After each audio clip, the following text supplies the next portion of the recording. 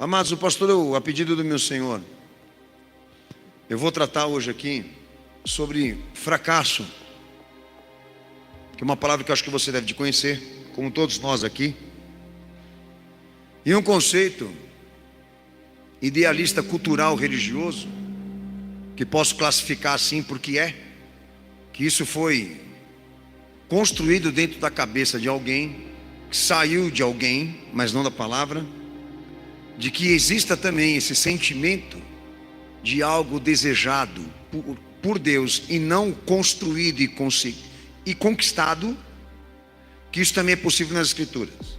E que Deus tenha sentido também isso, alguma vez, algum momento, dentro da história e dos relatos bíblicos. E eu queria tratar teologicamente, biblicamente com os irmãos esse conceito e essa perspectiva. E quero aproveitar aqui para falar, só para quem vai assistir essa pregação, que eu vou falar sobre a glória de Deus dentro de uma concepção original, tá?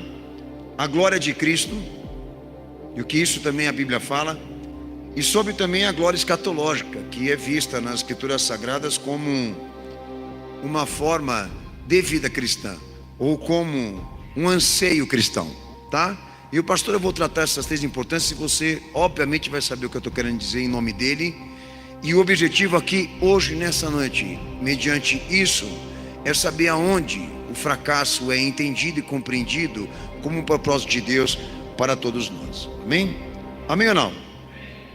Porque com certeza, se você abrir o livro, você vai se deparar ali com pessoas testemunhando percas para alcançar Cristo, ou testemunhando alguma coisa do tipo em que sofreram. Então, alguns se precipitam a querer dizer que este sofrimento, essa angústia que eles passaram, é resultante também de um fracasso que tanto eu como você podemos ser alvos até na fé. E eu quero saber de vocês se é possível, biblicamente falando, tá? E eu queria só fazer aqui uma lembrança com os irmãos, que quando a gente fala sobre depressão, que hoje é um tema muito falado pelas pessoas, porque obviamente cada dia mais cresce o número de pessoas que acham que tem isso, ok? E quando o pastor eu preguei sobre isso, eu falei exatamente o que eu vou falar aqui agora, que a palavra depressão, ela não é bíblica. E se nós formos tratar isso no ponto de vista bíblico e teológico, não seria a palavra depressão que nós iríamos usar aqui, mas sofrimento e angústia, que são palavras que são mencionadas nas Escrituras e que elas dizem algumas coisas importantes aqui, que o pastor eu quero lembrar aos amados irmãos, e vocês vão entender por quê. Quando entra o mérito dessas duas expressões nas Escrituras, o entendimento bíblico é que cada uma dessas expressões, ela tem uma resposta apropriada, tá? E que nós temos que ter uma preocupação de entender e compreender que existem vários tipos de sofrimento e angústia, como há várias razões. Eu estou falando teologicamente, tá? Biblicamente falando. E que a obrigação e o dever de quem lê a palavra de Deus é identificar a razão do seu sofrimento, da sua angústia, para evitar generalizações. E por que evitar generalizações? Porque o desafio da fé que se professa aqui nessa igreja em Jesus é identificar o mal e aplicar sobre ele as orientações da fé, e não correr disso, de identificar a razão, o motivo por que você está assim, ou porque você está vivendo assim, tá? Ou está nesta situação. A própria depressão, ou o sentido científico dessa palavra, diz que as pessoas que têm depressão, elas não conseguem entender a razão, tá? A própria palavra depressão, ela já prega para quem acha que tem, que ela tem que conviver com o fracasso, que ela tem que conviver com a derrota, que ela tem que conviver com aquele sentimento de destruição, ou aprender a conviver com aquele karma, tá?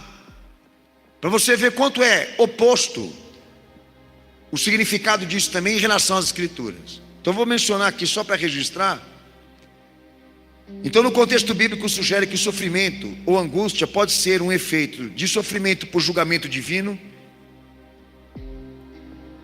por razões de empatia, por causa da miséria de uma outra pessoa, por sofrimento vicário, pela penalidade de uma outra pessoa, que nesse caso foi o sofrimento que Jesus enfrentou por nós, um sofrimento testemunhal, de arrependimento e fé verdadeira no Senhor, e um sofrimento preventivo, para prevenir um mal maior, como também um sofrimento educacional, que por disciplina ou treinamento, nós submetemos também a enfrentar isso, sofrimento e angústia. Então tais diferenças significativas fogem de generalizações, como o pastor eu falei, e o propósito nosso na fé é fugir desses conceitos que são superficiais, ou desta ideia superficial, e tratarmos ou reconhecermos a fundo a natureza daquilo que estamos sofrendo, ou o motivo daquilo que estamos padecendo, mas dentro das orientações dele, não de uma ideia sua ou minha ou científica, tá? Porque a Bíblia é completamente contra que você tenha esse pensamento que o teu sofrimento não tem jeito, que o que você está passando não dá para ser identificado, não dá para ser estudado, compreendido à luz da teologia, à luz da revelação de Deus, tá? Então, por mais que a ciência oriente que uma pessoa que está com depressão, de que ela conviva com aquilo e seja forte para enfrentar aquilo, a orientação bíblica é: identifique e trate a natureza daquilo que você está passando agora, porque Deus é capaz não só de curar, como lhe dar esse apoio de orientação.